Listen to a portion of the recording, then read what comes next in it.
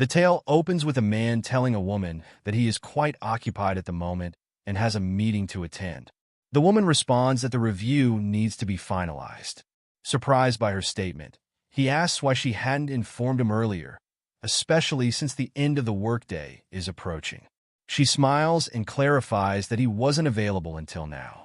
Understanding her perspective, he nods in agreement. She expresses her gratitude, and the scene shifts to an arcade. The woman, Haru Segawa, a 26-year-old employee at a software firm, mutters curses quietly to herself. Frustrated, she wonders what he expected her to do, stand around outside the meeting room all day. He only stepped out for a smoke break, and when he wasn't smoking, he was engaged in yet another meeting. Haru finds comfort in her hobbies, especially in relieving stress at the arcade. While playing her favorite game, she observes that her movements are sharp and precise, allowing her to continue playing effortlessly. In the middle of the match, she realizes her opponent is eager for a rematch. She agrees, but is soon challenged repeatedly after every defeat. Annoyance begins to surface as she considers whether she should intentionally lose out of compassion. Despite the suggestion, she quickly brushes it off. She refuses to underperform, especially since the person who loses has to pay for the next round. Committed, Haru persists in playing with focus. She knows how disheartening it can be to face continual losses, recalling her own experiences when she began. Steadfast, she resolves to maintain her energy for as long as her rival is willing to compete. Eventually, she observes that her opponent concedes. Out of curiosity, she looks over to identify who it is. Her gaze lands on a young man with a delinquent appearance, causing her nerves to spike. Wishing he won't create any disturbances, she reflects on the fact that she already deals with enough stress from work. To her relief, he simply glances at her for a moment before departing. Thankful that the incident has come to an end, she hopes she won't cross paths with him again. The following day, Haru heads back to the arcade, only to see the same young man again. A wave of discomfort washes over her as she wonders if he has been waiting for her. She thinks about switching to a different machine to evade him, but feels a pang of guilt at the idea of outright ignoring him. As the game starts, she notices that he has chosen a character to mimic hers. Despite his attempts, Haru easily triumphs over him once more. Without saying anything, he leaves and she breathes out, feeling relieved. After finishing work, she sets out, telling herself that she hasn't been able to come here for 3 days and feels tense. Today, however, she can finally return to the arcade. She spots a boy waiting outside but decides to walk by, hoping he isn't there for her. To her surprise, she soon realizes he is indeed waiting for her. As she enters, he quickly rushes to his regular spot. She watches him and eventually figures out that he has spent a lot of money trying to beat her score. While they play, she suggests some tips, but he looks at her with a blend of confusion and annoyance. Suddenly, he stands up, telling her to be quiet, and calling her an old lady before storming out. She hesitates, wondering if she might have said something inappropriate. The following day, she notices that he has taken her suggestions seriously.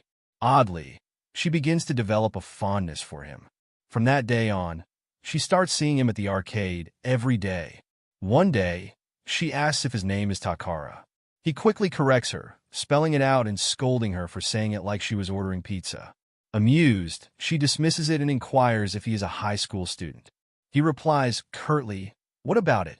She shakes her head, stating it's nothing, and checks the time. She asks if he doesn't have school the next day. He casually answers that he isn't attending school.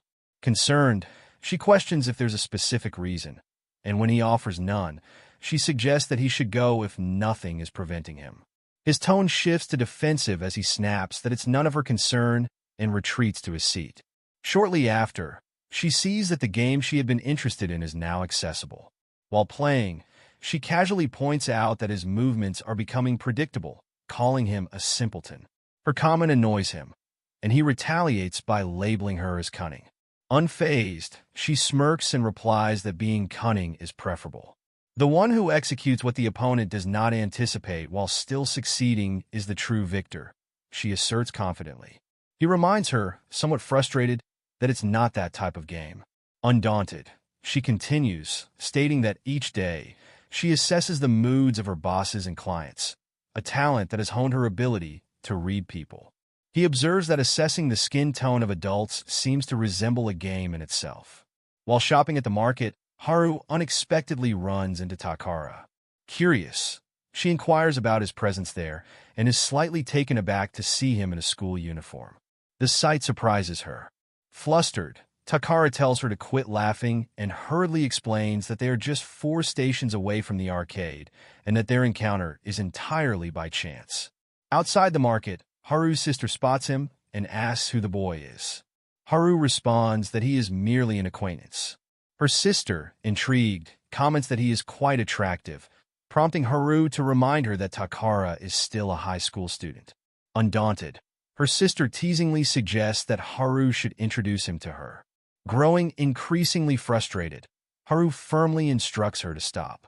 Her sister grins and asks if Haru herself might have feelings for him. Taken aback by the question, Haru quickly inquires what she means by that.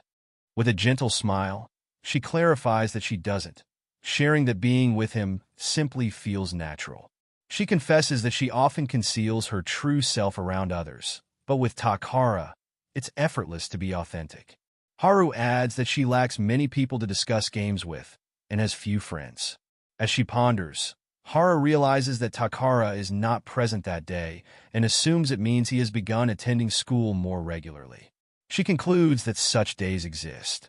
At that moment, someone calls to her, inquiring if she has any free time. When she turns around, she finds a man speaking to her. She responds that she's not available. However, she adds that if he's looking to challenge her to a game, she's up for it. The man smiles and states that he isn't there to fight. Instead, he mentions that she seems intriguing, and since people often describe him as funny, he wants to learn from her. He then proposes going out for a drink. Haru exhales and quickly declines. The man continues to press, attempting to persuade her, but she stays resolute in her refusal. Suddenly, the man's friend shows up and asks what's going on. The man explains that he's having a conversation with an interesting woman and points out that a lady spending time alone at the arcade must be feeling lonely. He insists that this is why he's inviting her out and asks his friends if they mind if he takes her with him.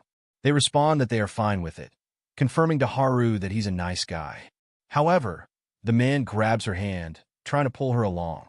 Irritated, Haru tells him to stop, but just as things are about to escalate, Takara shows up to intervene.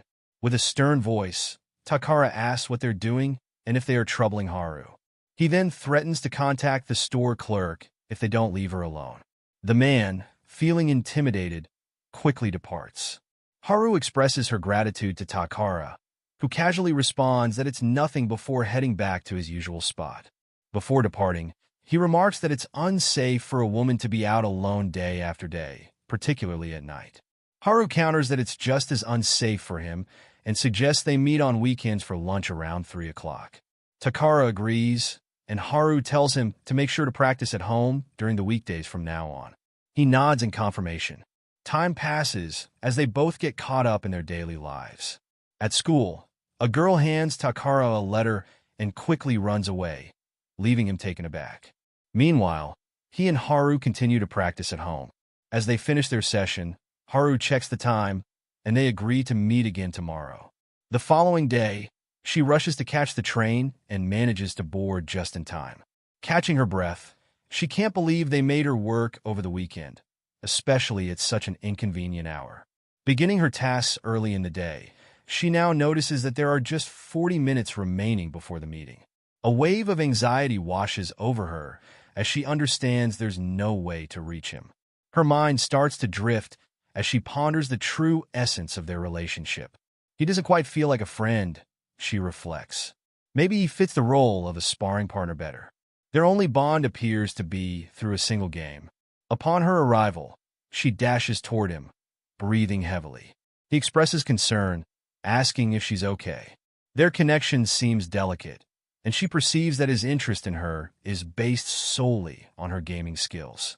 She wonders if she were to fail, would there be any incentive for him to keep seeing her? Preoccupied with these thoughts, she finds it hard to concentrate during their match. Ultimately, she ends up losing.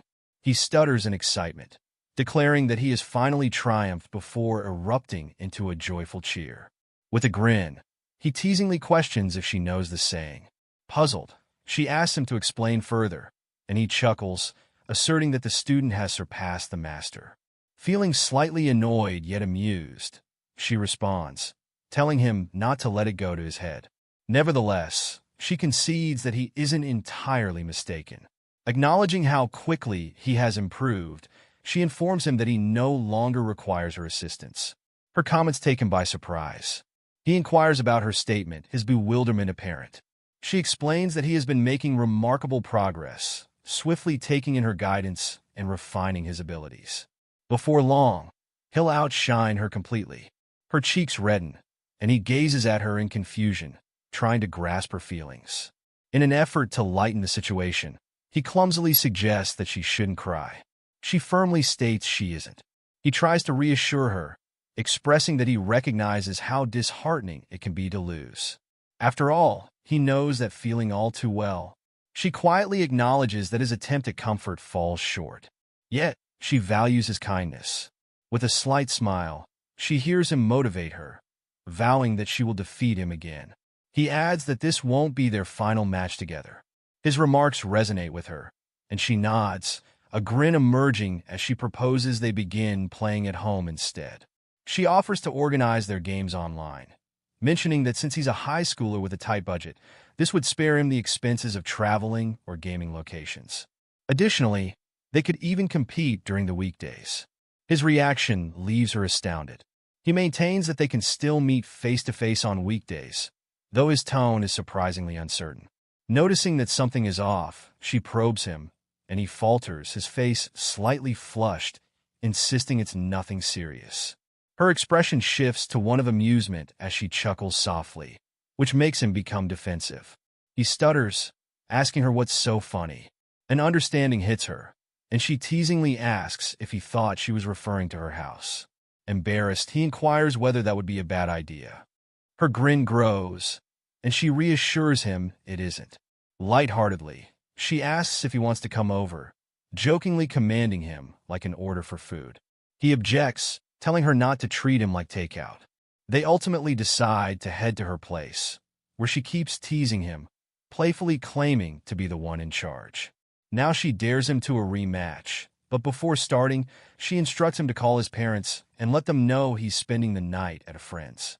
He agrees, and the two of them enjoy an entire night of playing games together. Inside the train, she inadvertently collides with someone and quickly offers an apology. However, deep down, she finds the encounter to be a nuisance. She's just an ordinary office worker, but recently a troublemaker has become oddly fixated on her. As she steps off the train, he shows up, bluntly remarking that she's late. She offers him an apologetic smile and inquires if he has been waiting for a long time. Flustered, he exclaims that there's no chance he would wait for her. Their bond began when they unexpectedly found themselves facing off in an arcade game, where she completely defeated him. Ever since, he has developed an unusual fondness for her, and they've established a routine of meeting to play games together. She doesn't want him hanging around outside her apartment when they plan to spend time together and momentarily contemplates giving him a spare key. However, she hesitates, recognizing that providing him with a key or allowing him inside her place feels like a major step. Considering a less overt way to address the situation, an idea comes to her. With a mischievous smile, she declares that if he wins their next game, she'll give him a spare key to her apartment. Taken aback, he asks if she's really all right with that arrangement. She reassures him in a lighthearted manner, stating that if it's him, she's perfectly fine with it. Taking her words to heart, he nods in agreement, and the match commences. In spite of his best attempts, she triumphs, leaving him visibly frustrated. He scowls, demanding to know why she didn't allow him to win. Annoyed, he insists on having another round. She grins playfully and says she's open to playing again, but she can't help but notice how eager he is for her spare key. With a playful spark in her eyes, she comments that he must have a real fondness for her. His frustration grows as he retorts, asking what if that's the case.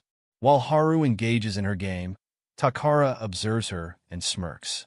He rises from his seat, approaches her, and gently touches the tablet, inquiring about her lack of sharpness and precision in her movements today. Haru starts to panic, glancing at the acrylic stand and fearing she forgot to conceal it earlier. Spotting it out of the corner of her eye, she struggles to concentrate and has an urgent desire to dash over and hide it right away. As she anxiously keeps stealing glances at it, Takara asks what has her attention. He then gets up to see what it is, causing Haru to panic and yell that she isn't looking at anything. As Takara examines it, he comments that he doesn't recall seeing it there the previous weekend. With a quivering voice, she pleads with him not to touch it. He speculates that it's related to an Otome game. She looks at him incredulously and questions if he's truly unfamiliar with it, to which he responds that he has no idea. He takes a seat next to her and inquires about what a gal game is, further probing if it's an adult-themed game that otaku frequently indulge in. She explains that it's not really that, but somewhat similar, aimed at girls who appreciate romance. Takara pauses for a moment before asking if she engages in such games. After a bit, she admits that she does, revealing that her interest in fighting games began due to the attractive male characters they featured. He questions why she kept this from him, suggesting she was hiding it on purpose. She disputes this, but he remains unconvinced, saying that she was definitely concealing it. He then exhales in disappointment and asks her if she believes he would mock her. In frustration, he yells, questioning if she considers him the type to look down on her simply because she's an otaku. Haru flinches and tries to decline, but he persists, asking if she views him as someone who would judge others for their interests. He goes on to say that she probably assumed he wouldn't understand and asserts that he will not think any less of her for being an otaku. She gazes at him, realizing he enjoys saying that particular word. Then she tells him that it doesn't really matter to her. She goes on to explain that in the game she began playing recently, her favorite character resembles him quite a bit. Takara stares at her, taken aback, as she reveals that she simply didn't want him to know that. Takara responds to her comment, saying it's all right. Ever since that moment, Takara has shown up in front of her wearing earrings like her beloved character. She watches him, feeling overwhelmed, thinking he definitely looks delighted, which is even more exasperating because he's actually cuter than she anticipated. As Takara types furiously on the keyboard, he suddenly exclaims, complaining that the spaces between his fingers feel like they're burning. Haru, with a smirk on her face, jokingly mocks him about his baby hands and suggests that maybe he isn't gripping the arcade controller properly. Annoyed, Takara asks for an explanation regarding her baby comment, insisting that he won't resort to a smaller controller like a child would. Haru, casually uncapping a bottle, informs him that some guys just happen to have shorter fingers by nature. Takara retorts, boasting that his fingers are still bigger than hers. Haru points out that it's his palm that has the real size, not his fingers. To resolve the discussion, they compare hands, and Haru is left astonished by the significant difference in their sizes. She swallows hard when he pushes her hand back. Haru asks him if he's aware that his hands are quite sweaty. He flinches and replies that it could be hers instead. As he starts to get flustered, she questions why he's so anxious since they are merely placing their hands together. He yells back, insisting that it's not him, but her who is the tense one. So why is she blaming him for it? As he gathers himself, she giggles, stating that he's such a cutie, almost like a child. He tells her to be quiet, and while they continue with the game, Haru can't help but remember his hand, thinking about how sweaty they really are. When Takara walks into the game center, he casually looks over the chairs in search of Haru. After a moment of panic, he eventually spots her. He quickly heads over, but halts when he notices a guy sitting next to her. Leaning in to peek over Haru's shoulder, he watches in fascination as she excels in the game. The guy graciously admits defeat and praises Haru for her impressive skills. On the opposite side, Takara grins as Haru compliments the guy, saying he's great too. She then inquires if it's his first visit here, mentioning that she hasn't seen him around before. He replies that it is indeed his first time, as he's in town for a business trip and decided to stop by to check it out. She asks if that's true, and the guy looks at Takara, asking if he did something wrong since he feels quite nervous at the moment. She tells him to ignore that guy, explaining that he always acts that way when she's arguing with others, chuckling as she notes that the regulars have gotten used to it by now. She then asks Takara to stop giving the guy a cold stare, saying that she plans to challenge him later. Takara insists he's not glaring, even though his face clearly shows frustration. The boy observes him, thinking that Takara is sulking like a puppy due to the lack of attention. Haru then suggests that the guy ought to have a match with Takara. Takara is taken aback, struggling to comprehend what she just proposed. She elaborates that it won't benefit him to keep playing against her only, and if he wants to get better, he should face a variety of opponents. Rising from her seat, she expresses a desire to observe Takara's gameplay from a neutral perspective and inquires if he would be okay with that. The guy responds that it's fine with him as long as she's happy. When Takara takes his place, the guy requests that he takes it easy on him, but as they compete, Takara ends up losing. The fellow exhales deeply, commenting on how close the match was. He confesses that after acing the first round against Takara, he thought he was doomed. At first, it appeared as though Takara was randomly smashing buttons, but it turns out he was actually thinking strategically like a pro. The chap recognizes that if he had let himself get swept away by Takara's pace, he would have been in trouble, and he gives Takara credit for being a tough competitor. Takara remains silent as Haru rises to her feet, mentioning that she noticed the compliment. Takara meets her gaze. The guy goes on to explain that once others grasp Takara's playstyle, it becomes fairly simple to counter him.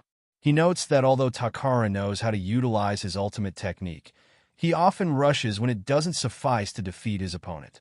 As the guy approaches Takara to elaborate further, he glances back at Haru and observes her struggling to keep her anger in check. Takara reassures the guy not to be concerned about her, mentioning that she tends to act this way whenever someone else tries to instruct him. The following day, Takara is seated on a bench when a guy walks up to him, inquiring if he is by himself today and calling him unfortunate. The guy mentions that he must be waiting for Segawa and offers him some chocolate. Other passers-by also stop to question him about his solitude and wonder why Haru isn't with him. They attempt to lift his spirits, telling him that she will arrive soon. Once Haru shows up, a girl greets her and informs her that Takara is waiting for her on the opposite side.